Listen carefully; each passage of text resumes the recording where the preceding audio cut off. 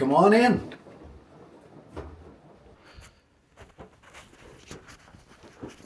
Now this is my cozy little addition I put on the cabin. I put it in about 2 years ago, and I've just really slowly been building it up. It's fit to use. Problem is, I really don't have a lot in it at this point. I have been using it for my editing. I've got a little table I've made over there, a desk.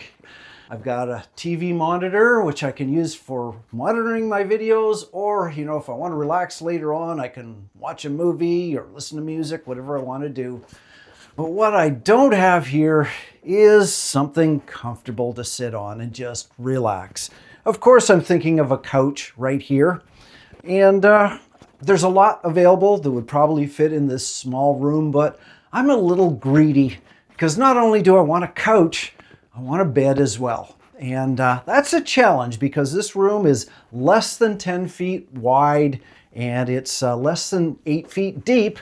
And those swinging doors come in 2 feet. So not a lot of room, but I think I have a solution. Let me show you out there.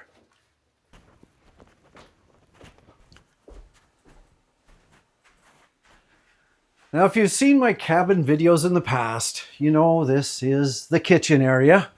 But today it's not the kitchen, it's the lumber yard. It's raining outside. I don't want to get my wood wet, so I didn't put it out in the deck. I put it in the kitchen, and it's my cabin. If I want it to be a lumber yard, it's going to be a lumber yard. So there. This is what I think I can work with. What typically happens around here is there's usually a big storm, some trees fall down, I salvage what I can, get out the chainsaw, and if the wood's thick enough, I put it through my chainsaw mill, and then I plane it, and then I stick it up in the rafters here and let it dry for a year or two. And that's what this is. It's my rafter wood. And I think I can make a really good couch bed out of this. This in particular is northern white cedar. Beautiful wood. It's a native tree in New Brunswick, I think Maine, probably Quebec. Very super light. However, it's got a gorgeous grain to it.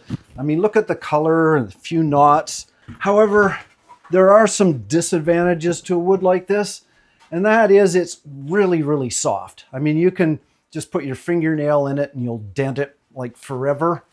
So it's not where you're going to get a lot of traffic. I wouldn't use it. And it's also very, very flexible, which could be a disadvantage if it's structural. But I love the wood. I love the smell of cedar. It's just beautiful wood. It lasts a long time. And I think that's what I'm going to base this build out of. Now I've got various sizes, you know, like the larger ones are obviously the lower trunk of the tree. And I mean, this wood is free and I want to repurpose it anyway. However, the slats are a little bit different.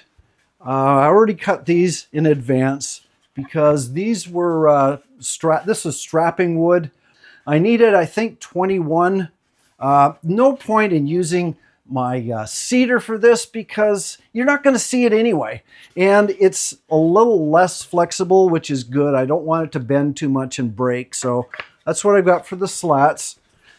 Now, as far as the design goes, now it's going to be basically a frame, and it's something where you can just buy a futon. Anyway, what's my design, you ask? Well, I could have done this on a computer. I could have bought a plan or whatever, but I didn't do that because I'm a little low tech on things like this. I've got a pad of paper or a notebook and a pencil. That's all I need. If I wanted to be real high tech, I would have used a ruler, but I didn't. But let me just show you what I've come up with. This is just the sketch, but we'll just zoom in there. Hopefully you can see that. Okay, there it is. You see how it folds, it slides out this way. That's the basic plan. And other pages, I've worked it out as to how many boards I need and what size, and every little piece of green tape is a special board. Now it still has to be cut, so that's the next step. Hopefully tomorrow it's going to be a little sunnier and I can make some sawdust fly.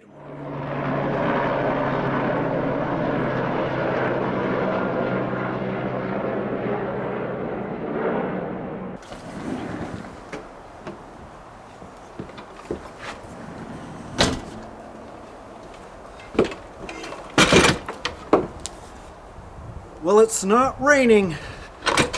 It's not very warm either. April in New Brunswick can be very unpredictable.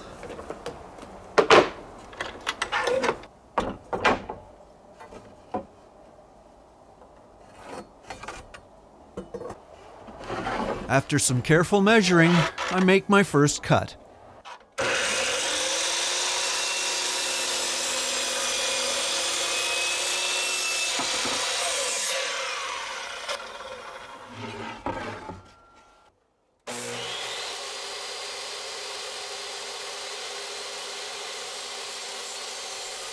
And just a few seconds after starting my second board, something unexpected happened.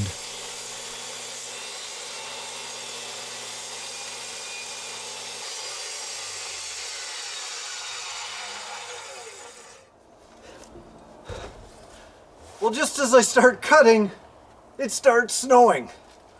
Well, when I said at least it's not rain, didn't mean I wanted snow. Guess I gotta tarp this. So that was the end of my build for that day. But the next morning, the sky was a lot brighter.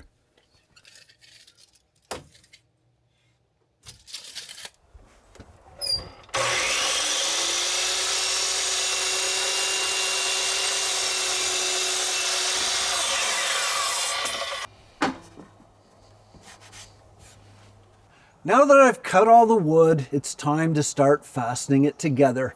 And the sides, at least, I want to fasten with dowels, not screws. It's just a little bit more practical. And in order to line up the dowels, which is kind of critical, it's better to have a jig. And rather than spend a lot of money, I just made my own.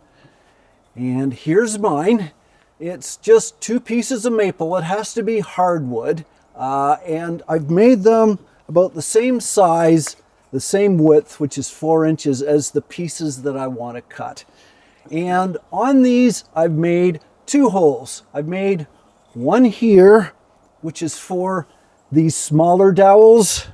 And then these ones here are for the bigger dowels. Now, why am I using 2 different types of dowels?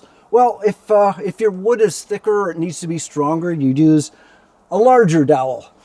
But in reality, it's because I went to the hardware store and they only had a few of these and a few of these, so I had to compromise. So I'm using 2 types of dowels only because I'm rural and I've got to deal with what they have available. Now, the way this works is, let's just say this is the piece that I want to cut, or I want a dowel, I should say. I line it up edge to edge like that. And then it's better to clamp it, but I'm not going to. I'm just going to do it freehand. So I want that one. So there it goes, just like that. Now I've got a drill, and you can see there's a piece of green tape on it. That's the depth I want to go. So 1, 2, 3.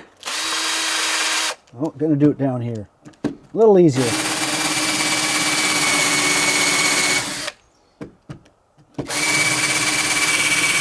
Okay, there we go.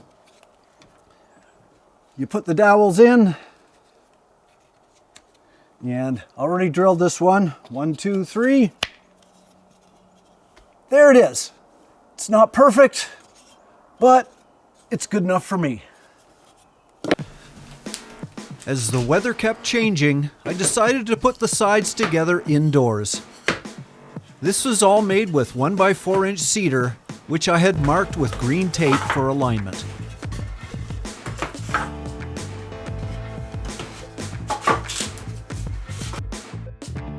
Now it was time to use my homemade dowel jig. I used clamps to keep it aligned and drilled the holes for each pair of dowels.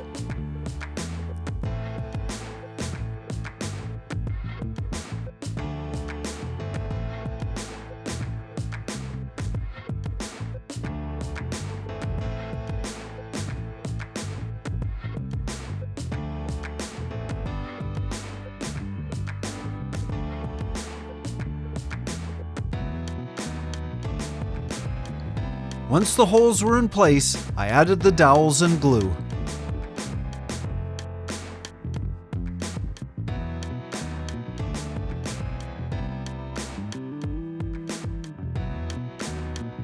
For a tight fit while the glue dried, I used pipe clamps with scrap wood on each end to prevent marring. Next, I prepared the end pieces, which were also doweled, clamped, and glued.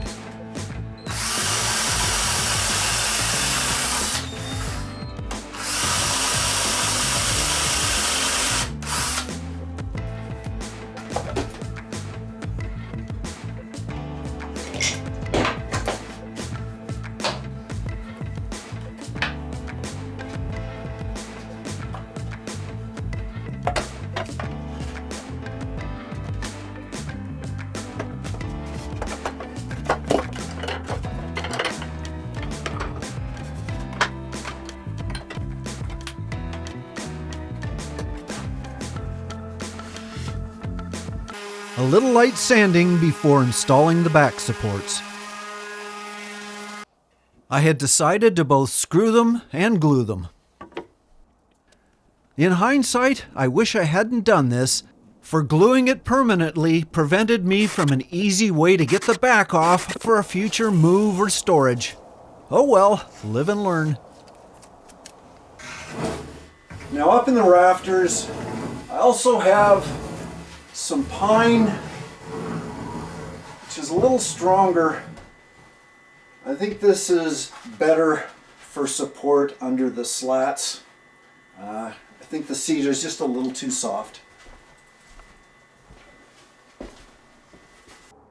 So I've got the sides built, and they're all permanently secured. You never need to take these apart, so it's all glued and doweled and all that fun stuff. But now I want to put the rails on. And the rails I do not want to make permanent for the simple reason that if I ever want to move this, I'd rather be able to take it apart. So the rails are going to be with construction screws. So I've got the two rails here, got the screws all in place. Let's put her together.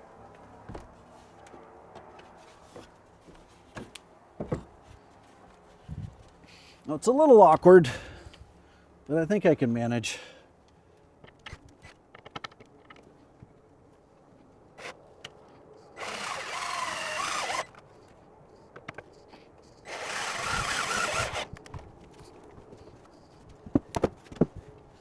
You see I've got tape here to show where it's going, just to make sure it's accurate.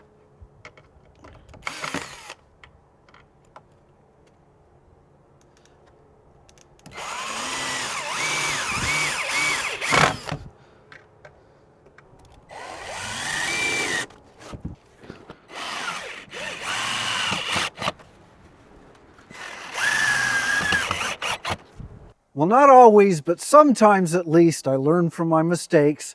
This time, when I installed these back rails, I've used clamps to secure them in place. Much easier than just holding them up by hand.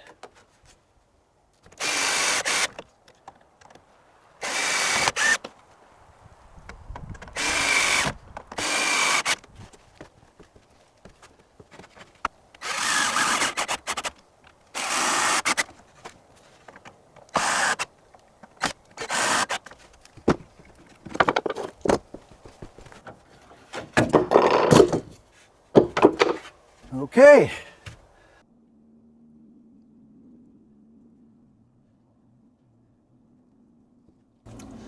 Now, in order to secure the arms, I'm just going to add a little bit more support just to make it a little more sturdy.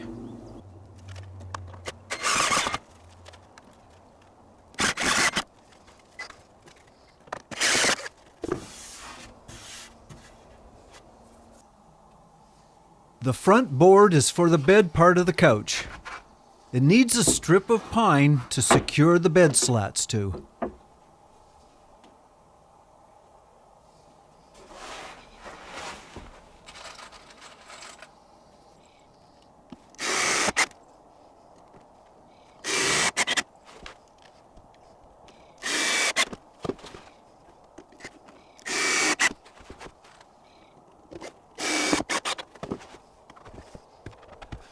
If it don't fit, just give it a whack.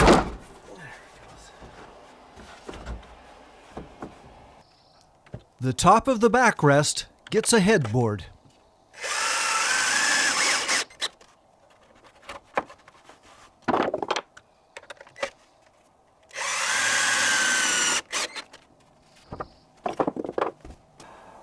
Man, it's a hot day. A lot better than snow. Well, that's most of it. Now I can finally put on the slats.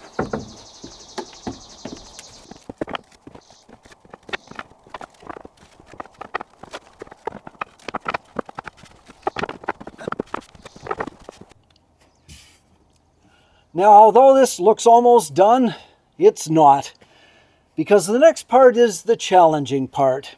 I've just placed the slats in, but they're not fastened, and I can't fasten them until I know how much of a gap I need in between.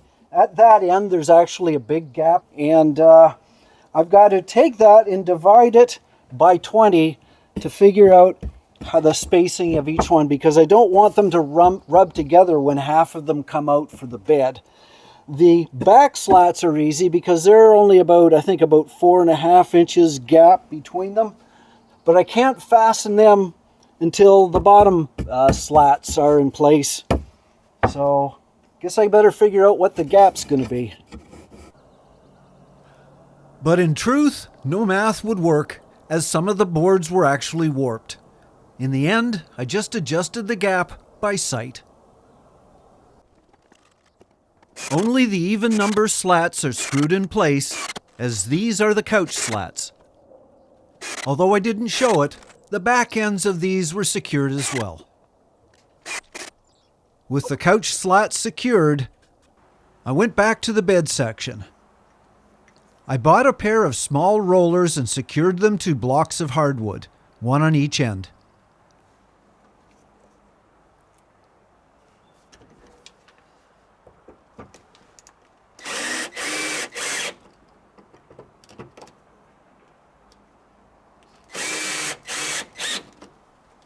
Height was critical to align this with all the slats.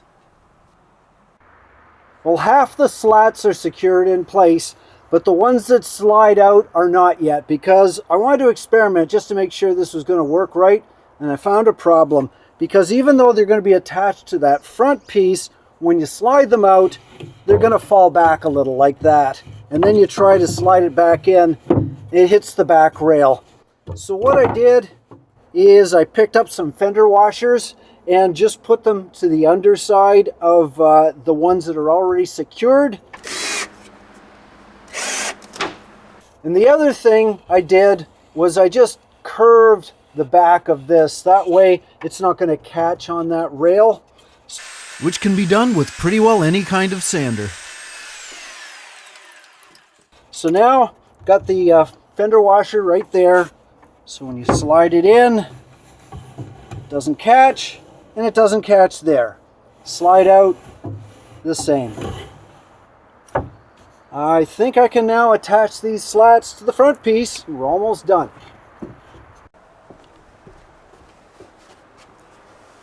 The front piece is only secured to the bed slats, so once it fits well, the bed slats are attached to it. I installed wooden blocks under the far ends of both end slats.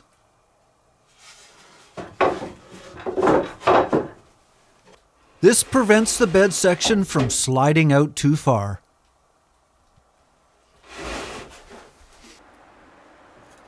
I discovered one last important tweak was needed. It seems if you don't put a cardboard spacer under each slat where they meet the front rails, they will bind up and you won't be able to slide the bed part in and out. Such a simple little fix to avoid a big problem.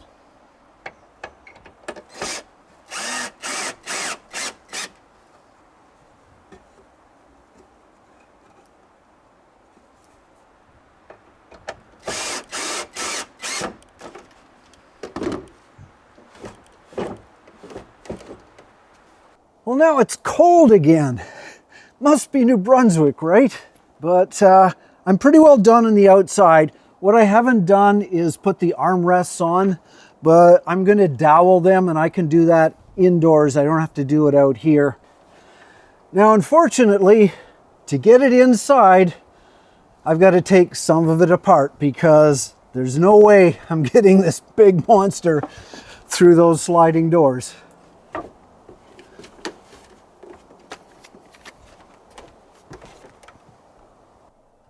So how does my sketch compare so far? Well, perhaps some may say I'm a better carpenter than I am a sketch artist. The final part of the build was adding the armrests. I kept a natural edge and added 3 dowels to each side. No need to come off again, so on went the wood glue.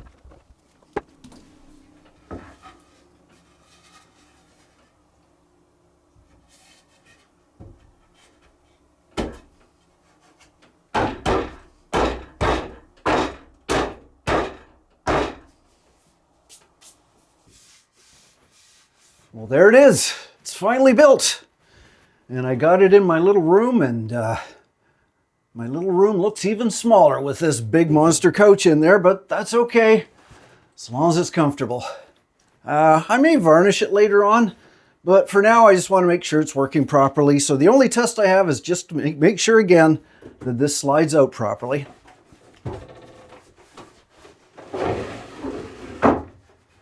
Pretty smooth. Okay, well, there's only one thing missing, and that's a mattress, and I think I have one.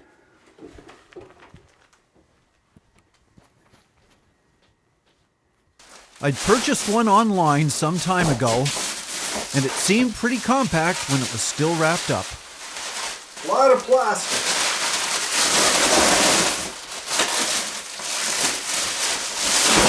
Whoa! There it goes.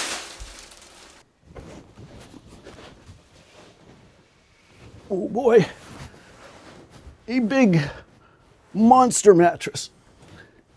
Which hopefully I can get in. Oh, there we go. Okay, 1, 2, 3.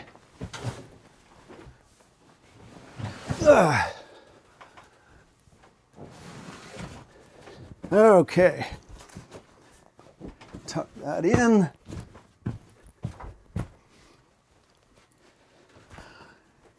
Hey, that's not bad.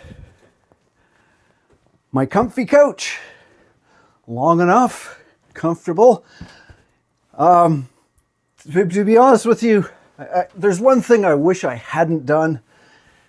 I bought the mattress before I designed the couch bed, and I think it's a bit big. It's certainly heavy. It's like 8 inches of padding. It's a coil spring. I think for ease of moving around, a futon would be better, but I just love the pattern. You know, I had to get this, so I built around it. But as a couch, I think it's the perfect height. It's soft. It's comfy. What more do you want? Okay, now let's see how well I can slide it out. Because this thing's a little heavy right now. Okay. There we go. Almost. Okay. Slide.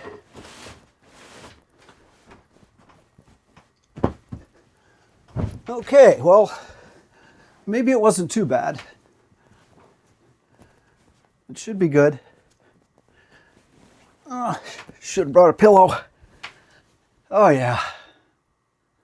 It's a little too much bed for me. I'm kind of used to these small little beds, but you know, if I ever have somebody over and you know, like a couple or something, you got to plan for guests, you know, sometimes. And it would just make them a little bit more comfortable to have a nice big comfy bed. So that's why I got it. Okay, slide her back.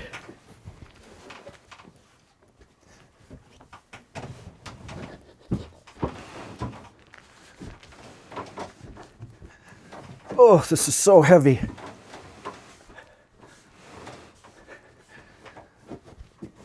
Okay. Oh, I think that's my exercise for the day. I'm tired. I think I need a nap.